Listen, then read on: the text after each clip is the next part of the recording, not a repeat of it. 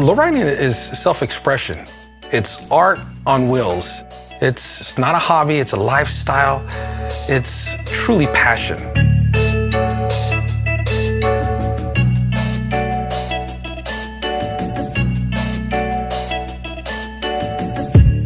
When you don't have the opportunity to have a car of your own, to have your own lowrider, you just dream. And so I was dreaming at a very early age. At the age of 6, I think I first fell in love with the lowrider. Our next door neighbor had this bomb, and he would clean it every Saturdays.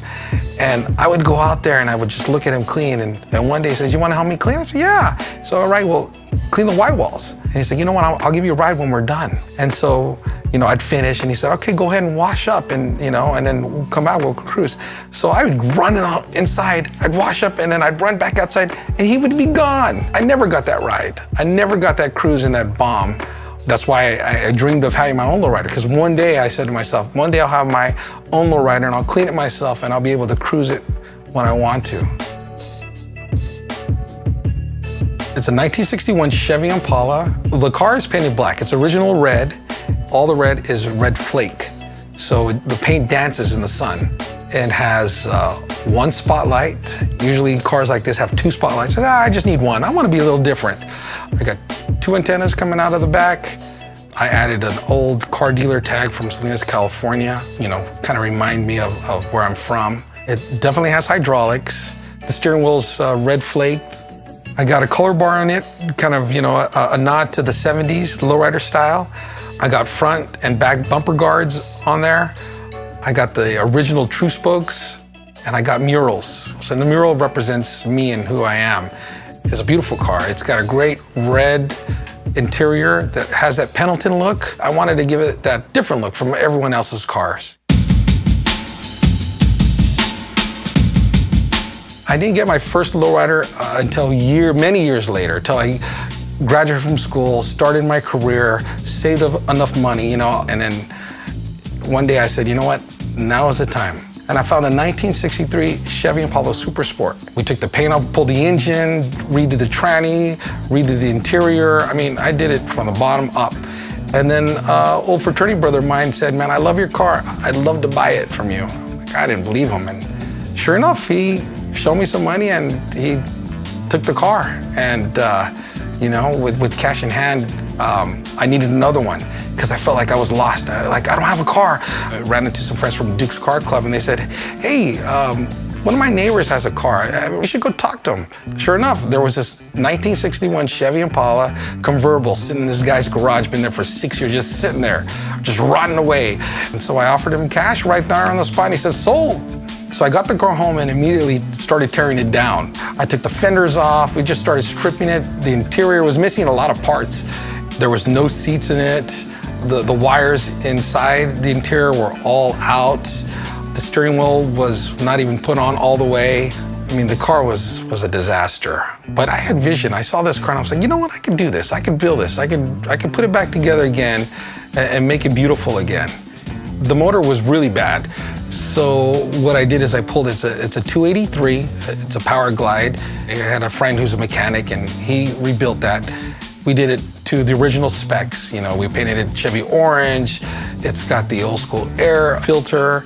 It's got that genuine 1961 Chevy Impala feel to it. And I wanted to build this car thinking about my father and him being on this Army base. This is the car he would have probably bought if he could afford it. And so I went out to build this car in his honor. My dad's from the Philippines, so I'm first generation born here in the United States. My dad served this country, World War II, Korean War veteran, and he came here obviously for a better life. My mom from Mexico did the same. It was very easy for them to, very similar in religion, family upbringing, and so I love lumpia and I love tacos, so there you go. My mom, when she first came to the United States, she worked in the fields. My father did as well, being raised around the agriculture. I mean, it's one of the jobs that you had to experience, you had to do. And at a very early age, I was out there picking strawberries and did that for a couple summers. Picking strawberries is a very tough job. I mean, you have to get up early in the morning, I'd say 5 o'clock in the morning, you get your cart, and then you get your box where you're gonna put the strawberries in. And one by one, you go through the strawberry plants and you pick away and you drop the strawberries into the box. And you would do that all day until it was time to go home. And you'd have to wash your hands with bleach to get the strawberry stains off your fingers, and you eat and you go to sleep and you do it all over again. You know, I look back and I think about my father wanting to try to teach me that, hey, you could do this for a living, or you could get your education. He knew there was something better than for us to be working in the fields, and he wanted a better opportunity for all of us, for all of his kids. So my father always said, you know, you got to get an education, even though he didn't know what path to take, you know, or how to get there. And I knew, you know, if I want to do this, or if I want a better opportunity, I need to go to college. Just got accepted at San Jose State University, but I remember getting my financial aid check and going, wow, this is gonna pay for college. And I took that check, I went down to the DJ store and I bought myself 2 turntables and a mixer. So I took a gamble. It was a crazy gamble. My mom, I remember telling me, Mijo, how are you gonna pay for your books? I said, I don't know, Mom, but I'm gonna learn how to do this. And I'm gonna DJ these parties and quinceañeras and weddings. And that's how I was able to get through college, you know, was DJing. During the late 70s, early 80s, hip hop came around. And I fell in love with the music of that time frame. And there was a radio DJ that would play Bubba G. Scotch, and he played all this great music. And I would sit at home with my radio and cassette tape, and I would record his music off the radio. And I would make my own mixtape of all this great music from the early 80s, all this hip hop music. And when you're a big kid, you can't spin on your head or do a backspin. So I had the music though. So I was the kid that had the boombox and all the cassette tapes with all the cool music. And I would play the music for all the poppers and break dancers, and it was just so beautiful to make that connection. That's how I fell in love with wanting to be a DJ on the radio, listening to that guy on Friday nights, Bubba G. Scotch, and hearing all his music he would play. And like, wow, I was so amazed by it. So now I'm Javier the X-Man here at Magic 92.5 in San Diego. And I've been so fortunate and blessed to have the opportunity to be in this one radio station, Magic 92.5, and in this community. And I love the community. I love the people here in San Diego. I love the city of San Diego. And it's just been a blessing for me to have my career this long in this one city. It's been crazy, but I'm just so appreciative. One thing I love about lowriding, it's about the individual. The car represents the car owner. It's your self-expression. It's who you are. And I got to put who I am in my lowrider. Of course, it's my car and I'm a DJ.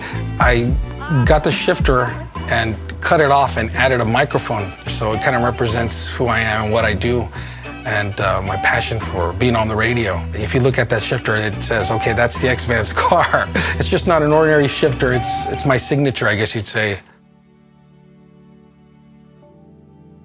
You know, I have the opportunity to be on a radio station and have my own radio show and be behind this powerful microphone. What I want to do is not only, you know, play great music and entertain people, but also make a positive impact in my community. People of color are underrepresented. We just don't donate blood. We don't get on the bone marrow registry. We don't know how it works. And so I wanted to help raise that awareness. There was a little boy who desperately needed a bone marrow match. The police department, National City PD, said, we're gonna do an event. And I said, you know what, let me take it another step. Let's do a little car gathering and get people to come out. And so I started an event called Javier the X-Man's Cruise for the Cause. And we raised money for a nonprofit here in San Diego called the Emilio Norris Foundation. These are the people that pick up those kids who don't have transportation to their cancer treatments. And so I raise money for them. And it's a great event. And every year it gets bigger and better and bigger and better. And it's just great to see the community come together for a great cause like this. I love people. I'm just a person that loves people, and when I get those inquiries about how did you become a radio DJ or can I go visit the radio station, I'm like, yes, the door's open, come on in, come see what I do. There's gonna be people that are gonna tell you no all the time. There's gonna be people out there that are gonna shut the door in your face. But if you have the passion, you have the drive, you've gotta go for it. and you got to give it your all. When I look back on my humble beginnings, I think that has taught me to appreciate every day I'm on the radio, every day I'm in a community helping people.